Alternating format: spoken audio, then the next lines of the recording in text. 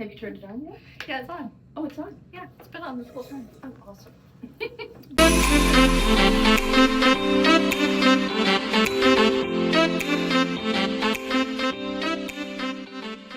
Hello guys, welcome back to the YouTube channel. Today I am with the very lovely Julie Miller.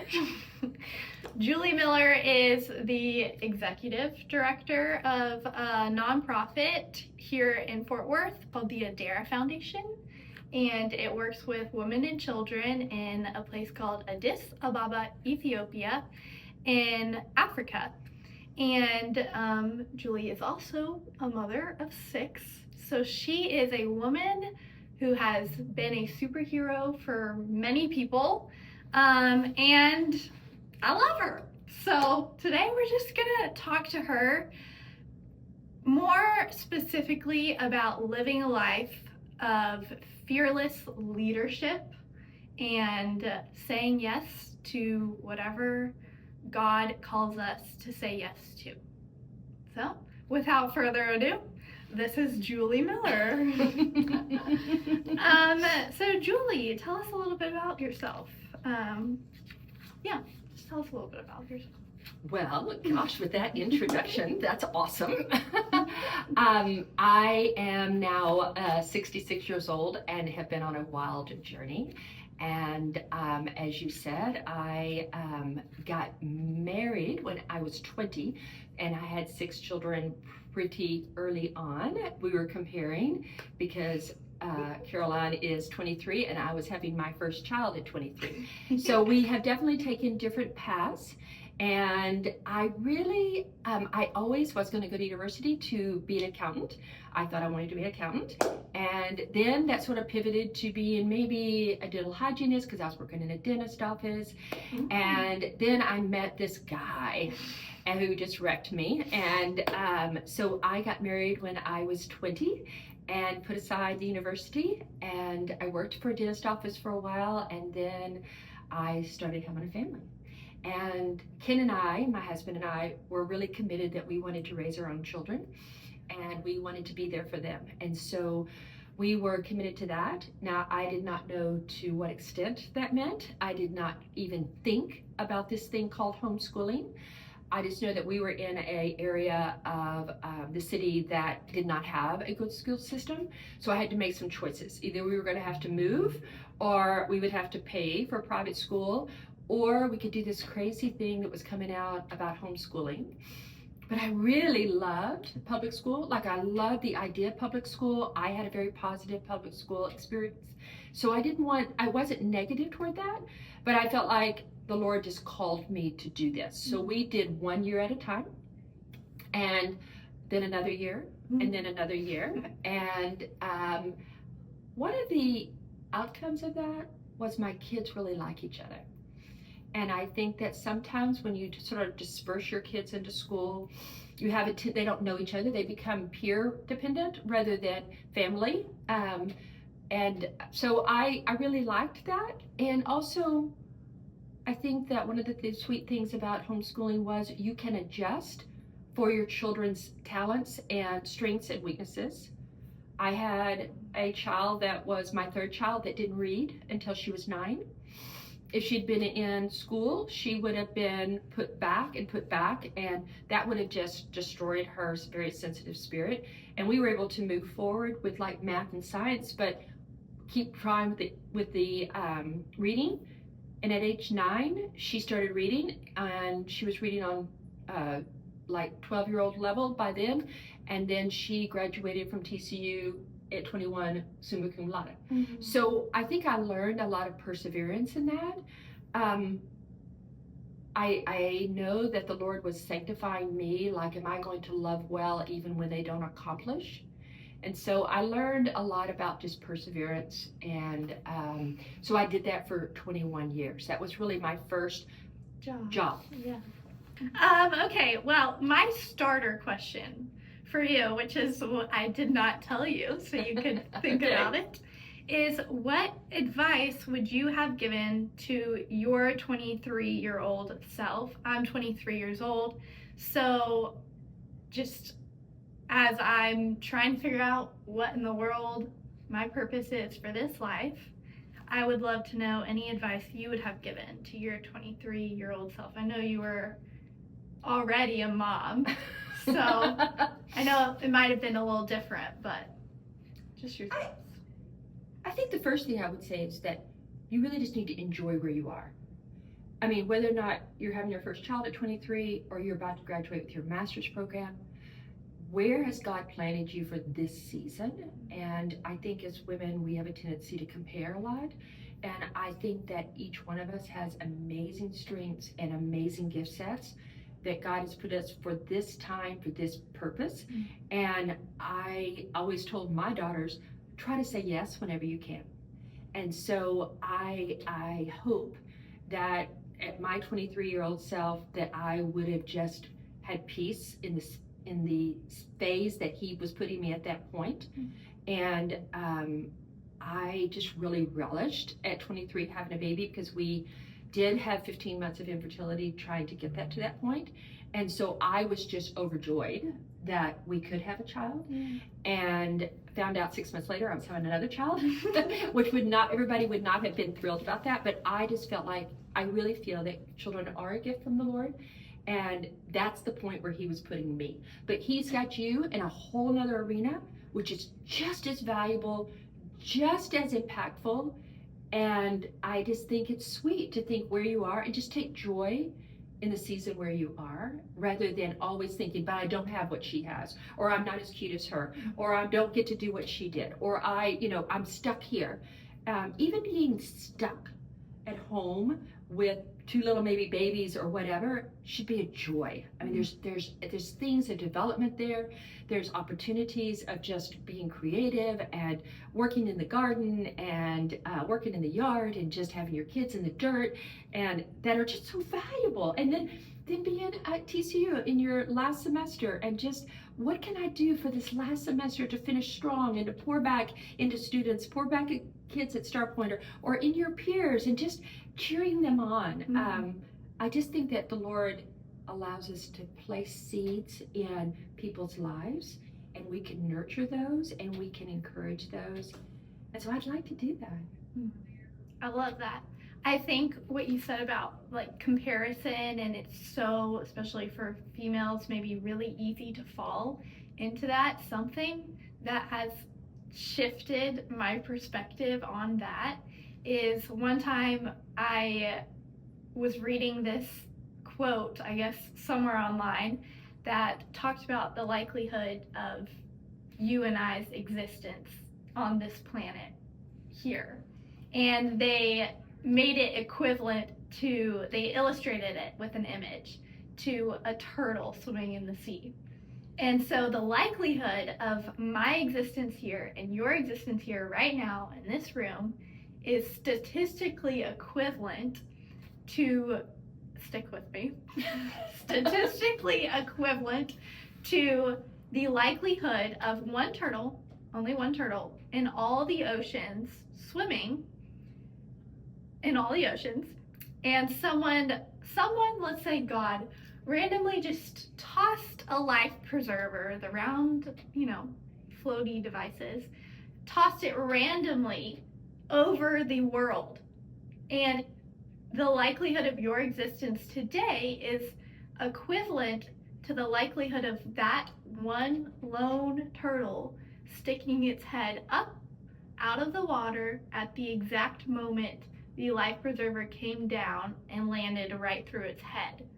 And so that's not very good odds. So it's very unlikely. It's a miracle that you're here right now and that I'm here right now, and it's a miracle that our paths happen to cross at this time out of all the times we could have been alive.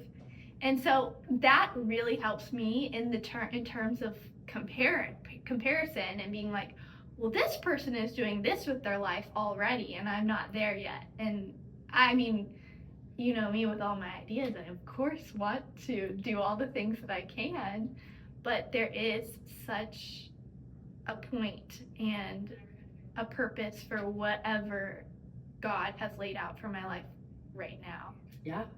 And there's no question about it, because it's so rare that I'm even here. I mean, he created me, obviously, and for a good purpose, and it just, to me, it enhances that purpose, and it takes away that comparison, because I mean, whatever you're doing, you must have a really good purpose doing. And maybe it doesn't seem purposeful at the time, but one day I think that we will all figure it out. You know what I mean? Yeah. So I love that. I love that. Yeah, That's a me good too. one. Okay. So you kind of talked a little bit about when you were 23 or 20, you said you wanted to be an accountant. But now, Julie, you've become the executive director of a global nonprofit. So how did that happen?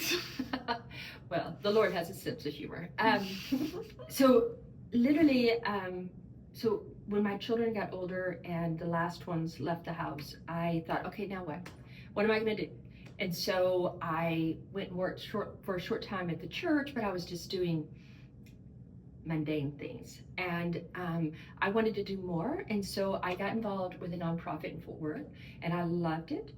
And I worked with Title I kids, and I just loved it. But there was a situation that I had to make some hard decisions and walk away from. And it was very hard, and I was very sad about it. And but I felt like it was my responsibility to do that. And then I met this guy who had started this Adera Foundation in Addis Ababa, Ethiopia. And he goes, would you help me for 6 months with logistics with that? And I think because I have 6 kids, I think I've learned logistics pretty well. And so I said, okay, I've always tried to say yes when I can say yes. And so I said, okay, I'll do it for 6 months. Well, he brought on another person that was going to be the executive director. And unbeknownst to me, she went to Ethiopia before I did, and I was following afterwards. But she made some choices that made her not possible to be with Adera, and that's another story. But because she couldn't, the founder of Adera said, I want you to step into it. Mm-hmm. And I said no. And that was 13 years ago. So I just was like, wow, it's interesting you had talked about what was fearless leader, and I never even considered myself as a fearless leader. I love being second. Like if you were my boss and I'd go, okay, Caroline, what do you want me to do? And I like that list, but there's some safety in that. Like you don't have to be responsible. And so I really love being second place rather than in first place, because I could let you direct and I would just follow. And I found that to be a very safe place for me. But that summer when I finally said, okay, Lord, I'll do thy will be done, I read a book called The 10 Commandments of Leadership, and it was Hans Finzel's book, and it was all based on the life of Moses. And the first chapter is that God wants a reluctant leader. That Moses was a reluctant leader. Like he was like, can you get somebody to talk for me? Right. I don't talk well. Yeah. Can you get let Aaron do it? You know, and what about the stick? And I thought, okay, Lord, I will be a reluctant leader. I don't want to be in charge, but I'll be a reluctant leader. And so I just took some of the tools that God has already given me. But then I also thought I wanted to pursue more education. So in my 50s, I went back and I got my undergrad.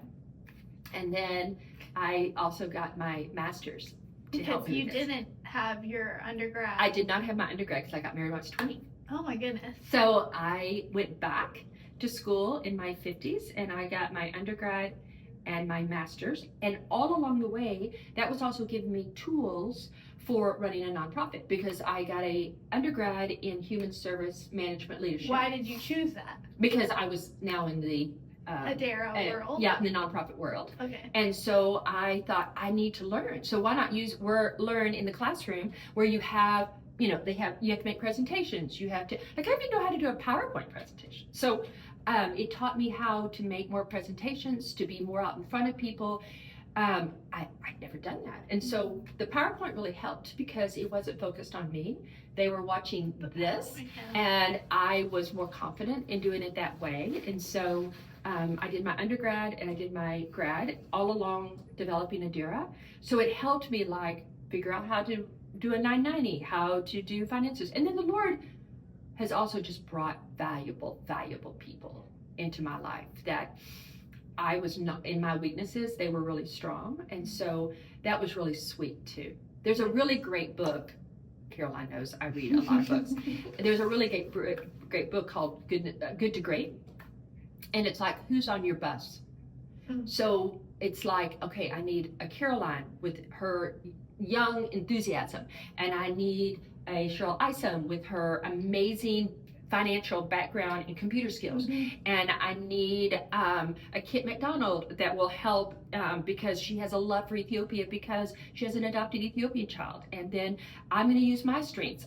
I love connecting people. So how do I do that? And so I do think that in Christendom, the body of Christ is alive and well, and I think it's fun to consider what is your strength and what do you contribute, but then what are your weaknesses and who needs to be by your side to help you with that, because I don't think we were ever meant to do things alone. Right. And that makes me think, I mean, even though you are a leader, you are a fearless leader of a nonprofit, you're not doing this completely alone. Oh, not at all. With all of your own strengths. You're Right. not using your own strengths, just yours. Right. Yeah. Yeah, you can't. There's no way. Yeah. First of all, it's very lonely. And second of all, it's very myopic. You know, it's just, I mean, all you are is this big, wherein if you bring other people in, it just expands the vision and it expands the impact of what Adera is doing, and it expands the voice for Adera. So I just spoke at a luncheon on Tuesday, a Valentine's luncheon, and there was 90 women, the most diverse women that you could possibly be, but all of them have a impact and all of them have a voice. So I just shared 3 stories about 3 of our moms and just the courage they have, and challenged them to go tell that story to somebody else. Right. Okay, that's multiplication. Yes, exactly. Right? I mean, it's like the fish and the loaves that Jesus, you know, he started with 1 loaf and 1 fish and eventually was able to feed, you know, thousands of people. And that is so cool to think about. It's so cool to think about that, like, you never know where one small little thing that you do or share, and yes, your luncheon was 900 people, but still. It was 90 people. Oh, 90 people. Not 900. She's already multiplying the fish. Oh yeah, I already multiplied. I mean, I'm sure probably already multiplied that far. Well, but it's just cool to think that you never know, and that's the emphasis of, like, we are all kind of one body, but we all need each other to share and do the good works that, you know, we're called out to do, which is such a cool thing. And so it's funny, the leadership, you're the leader, which is great, but there's no way you're doing it fearlessly all alone. No. And I mean, and confidence comes and goes. I mean, it's not, I'll have really good days and then I'll have, oh, holy cow, what am I doing? You know, I mean, I think that we have this false idea that somebody like Caroline always feels great about what shifts us full of confidence, and you don't. Yes, you know, no. and I think that's why you have to constantly go into the Lord and constantly always say, "Thou will give me perfect peace, whose mind is stayed on Thee." And I just think that we constantly have to just submit to the Lord, and just step out. You know, and I mean, even when I'm going to speak, I get great joy in sharing the story about Adera. Right. But I am nervous about the logistics. And so I just have to just say, Lord, I'm just going to do the best I can. And it's going, like the other day at the event, I skipped a whole page of my talk.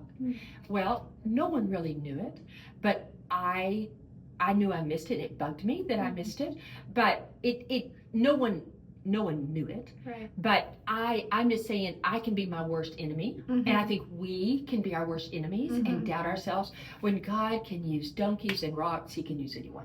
Right. Exactly. You know? Yeah. Yeah. I think that's why I love so much.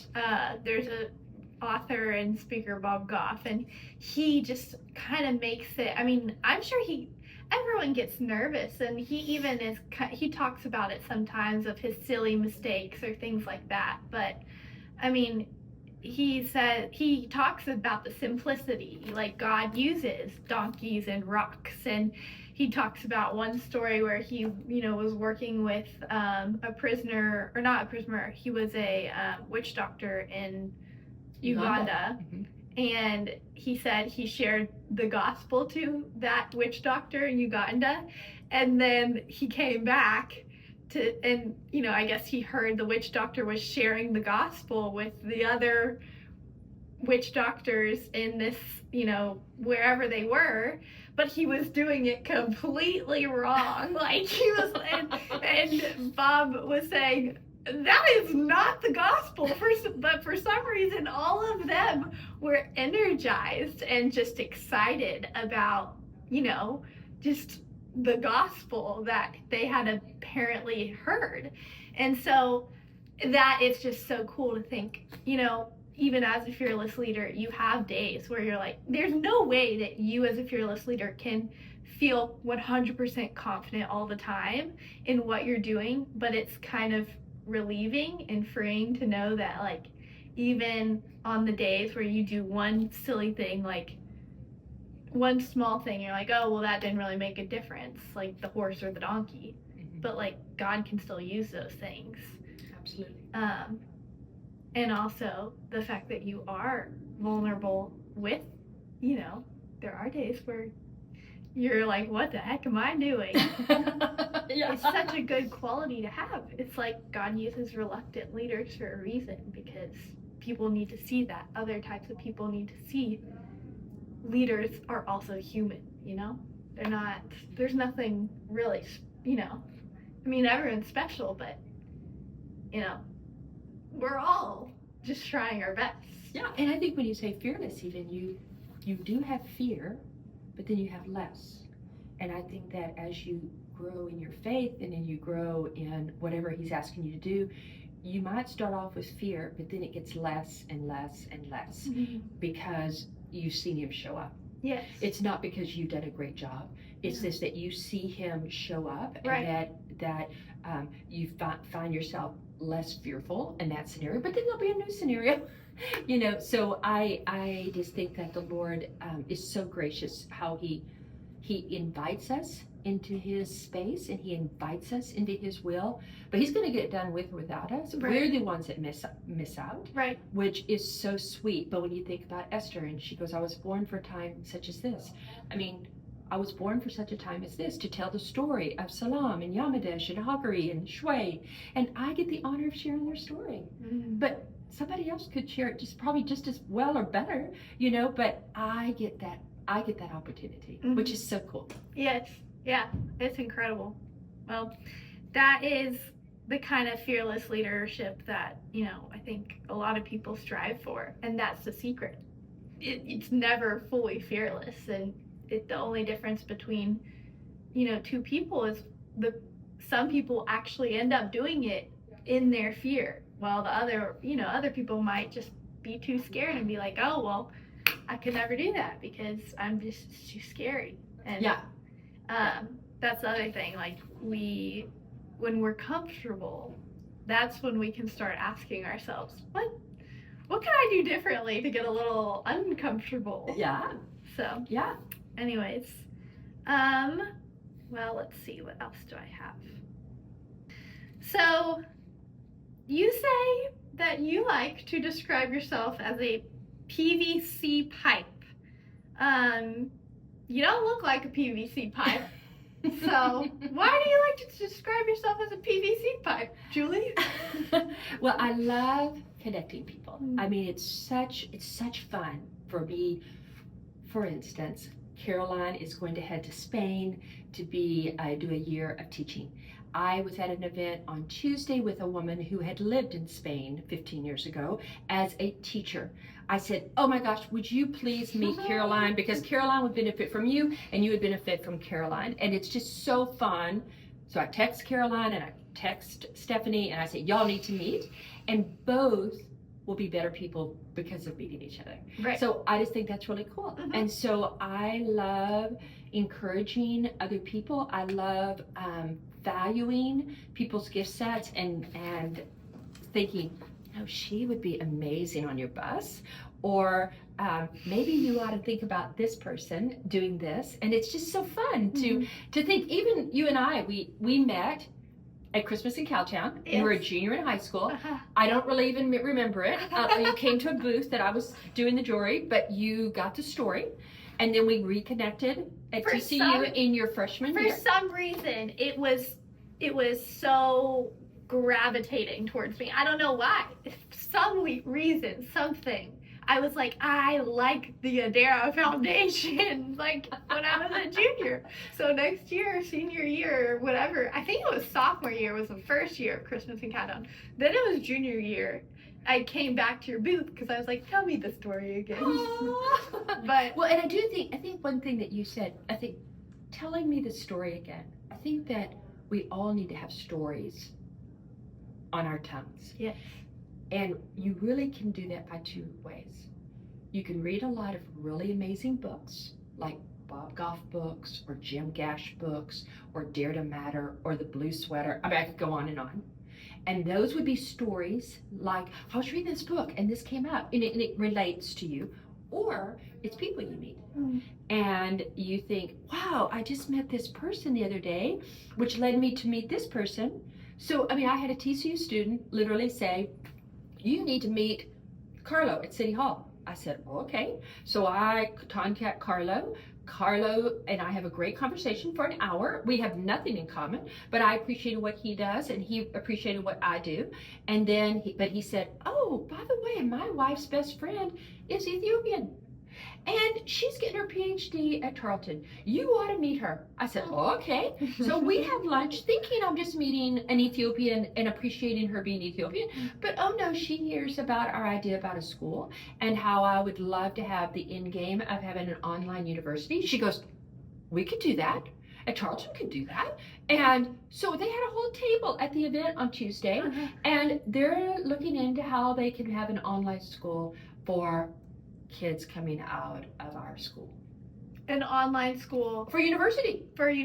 To Tarleton. From Tarleton in Addis Ababa, Ethiopia. Oh my gosh. So the top floor of our building that I would like to build is going to be a technological realm, and it would have screens on it because our kids are not, I mean, they can't do school at home because there's no electricity at home. Right. So they would come there, they'd have a proctor, a person that was helping with the computer situation, and they would study via Tarleton to get their education or to get supply chain or to get technology or whatever, and equip them, and that would set them just in a higher realm of recognition in Ethiopia to get a better job and to make them have more ability to be employed. That's okay, but magic. that led because this dot connected me to this dot, which this dot connected me to this dot, and really it had nothing to do with the platform that person sat on, but it was their connection with somebody else. Yeah. And I just think that's beautiful. Yeah, I love it. Isn't that cool? No, I think that describes all the magic things that happen in life. That, I mean, they're not magic. It's God. It's God's careful orchestration, but it's so cool to hear. You're right, stories.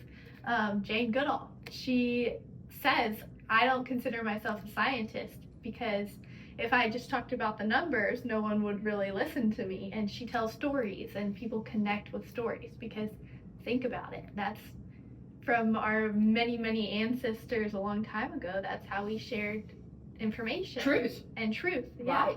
It's was through stories. Through stories, and in the Bible, all the parables, like they're through stories, and it's just so true. And I think that's pretty incredible. That so we have to get involved in stories. I mean, we have to read good books. We have to read. I mean, I just finished a book on Elizabeth Elliot. I mean, she was just such a powerful woman, and there's so many really, really great books. I was just listening to Malcolm Gladwell last night, and I mean, he's a thinker, and so it's just so fun to think about those books give me courage to be fearless. Okay, so I have a question for Julie, and it's going to be on the YouTube channel. So she gotta tell us, when are you gonna write your book? Oh no, I gotta get that ghostwriter. Yeah. No, it's gonna be by Julie Miller. When does your book come out? I don't know, but I would love to do a book called Volume 2, because I do think that there's a lot of women that their last child, Caroline, is leaving, and now what? What are we gonna do? You know, I'm 53 years old, and now what am I going to do? And you have this degree, you have experience, you have wisdom, you have talents, and okay, what's Volume 3? Because the likelihood of us living another 30 years is huge, and so we have another 30 years of impact. Of purpose. Of purpose, and you have a story. You know, and I think what could that be? And not everybody has to go to Addis Ababa, Ethiopia, but maybe it's in our backyard just reading to kids, or maybe it's in the backyard going and being a support to a Caroline that's working in this classroom, or maybe it's being a accountant for a small nonprofit that needs financial help, or you know, it's just there's so many things, and shame on us for going to our 8th Bible study and our 12th yoga class and redoing our kitchens again and all the nothing's comfort things, wrong with those things. But if that's all we're doing, we're underestimating ourselves. Yes. And the world is not going to be as good as it could be if you would just pour into it. I love that. I'd love to think about that. All right, well, y'all heard it here first. Julie Miller's Volume 2 is gonna be out in 2 years. You never know. There you go. Don't say ever, never, right? Yeah. Okay, well, I love that. You've answered a lot of questions.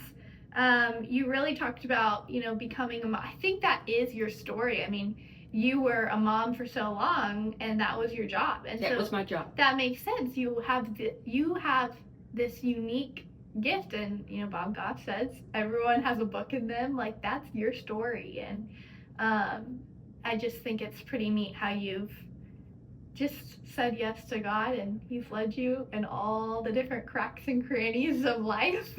Yeah, and you know, I also never want to underestimate children. And you know, I was a 9-year-old thumb-sucking, skinny, scrawny kid that was a total introvert. But the Lord called me, and He called me into Himself, and He gave me courage. And if there's fearlessness in me, it's because of Him. It's not my natural bent.